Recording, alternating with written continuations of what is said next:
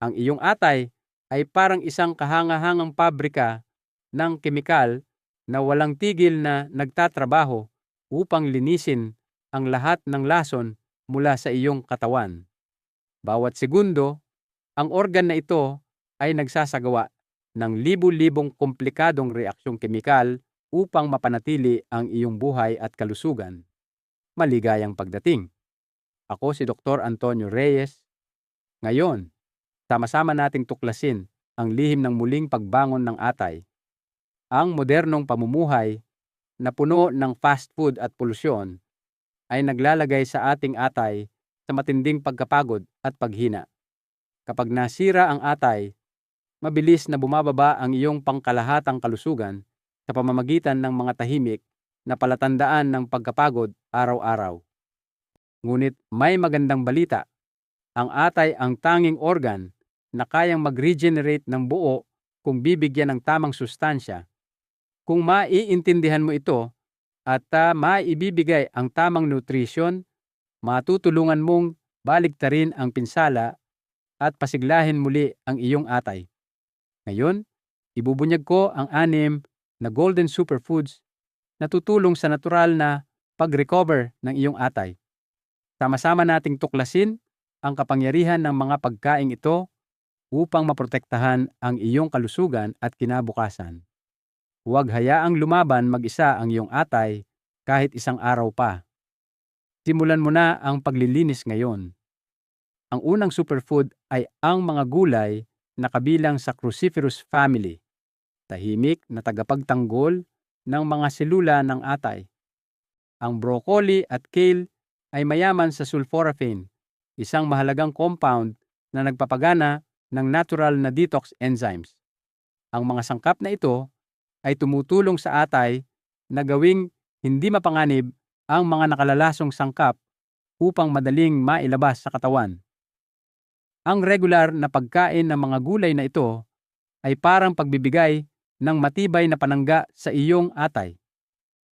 Susunod ay ang turmeric, isang ginintuang pampalasa na may malakas na anti-inflammatory effect dahil sa curcumin.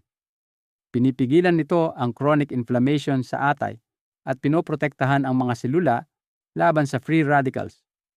Ipinapakita ng mga pag-aaral na pinapabuti ng turmeric ang function ng gallbladder at tumutulong sa digestion at fat detox.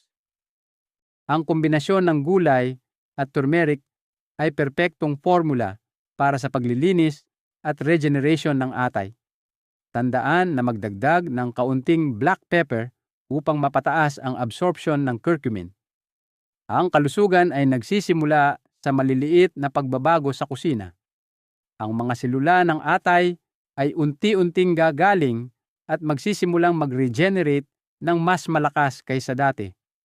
Ngayon, puntahan naman natin ang beetroot, isang makulay na ugat na may kahangahangang benepisyo sa atay. Ang beetroot ay may betaline, isang makapangyarihang antioxidant. Ang juice nito ay nagpapabuti ng daloy ng dugo at nagbibigay ng oxygen at nutrition sa mga selula ng atay. Ang natural nitrates nito ay tumutulong mag-relax ng blood vessels at bawasan ang pressure sa atay. Ang ika-4 na superfood ay mga nuts, lalo na ang walnuts na mayaman sa omega-3 at glutathione. Naglalaman ito ng arginine na tumutulong alisin ang ammonia sa katawan. Ang healthy fats at vitamin E ay nagpoprotekta laban sa fatty liver. Isang maliit na dakot araw-araw ay sapat na upang suportahan ang iyong atay. Ang glutathione ay kilala bilang hari ng antioxidants na tumutulong mag-neutralize ng heavy metals. Ang kombinasyon ng beetroot at nuts ay perpektong snack para sa detox. Pumili ng natural at hindi processed na nuts para sa pinakamahusay na benepisyo. Hindi pa dito nagtatapos, mayroon pang green tea. Ito ay kilala sa mataas na EGCG na tumutulong pigilan ang fat accumulation sa atay. Isang tasa araw-araw ay nagpapalinaw ng isip at nagpapalakas ng atay. Pinapabuti rin nito ang liver enzymes at binabawasan ang damage. Huli, ang berries tulad ng blueberries at raspberries ay mayaman sa anthocyanins. Pinipigilan nito ang pagbuo ng scar tissue sa atay at laban sa aging. Pinapalakas din nito ang immune system laban sa virus. Palitan ang matatamis na snacks ng sariwang berries para sa mas malusog na atay.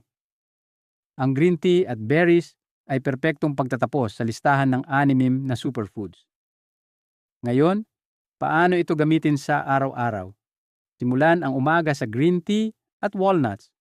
Sa tanghali, kumain ng cruciferous vegetables. Sa gabi, uminom ng beetroot juice. Huwag labis lutuin ang gulay upang mapanatili ang nutrients. Mas mainam ang steaming. Ang atay ay pinakaaktibo mula alas 11 ng gabi hanggang alas 3 ng madaling araw, kaya matulog ng maaga. Ang maayos na tulog ay mahalaga sa regeneration. Pumili ng organic foods kung maaari. Kung hindi, hugasan ng mabuti gamit ang asin o baking soda. Iwasan ang alak, processed food, at refined sugar. Ang stress ay nakakasama rin sa atay. Mahalagang tandaan, ang pagkain ay hindi kapalit ng medical na gamutan. Kung may sintomas tulad ng paninilaw o matinding pagkapagod, magpatingin agad sa doktor. Makinig sa iyong katawan at kumonsulta sa eksperto. Magpa-check up ng regular para sa liver function. Ang iyong atay ay matagal nang nagsasakripisyo para sa iyo, oras na upang alagaan mo ito. Ang malusog na atay ay nagbibigay ng enerhiya at magandang balat. Simulan ang pagbabago ngayon. Kung nakatulong ang video, huwag kalimutang mag-like at mag-subscribe. Ako si Dr. Antonio Reyes.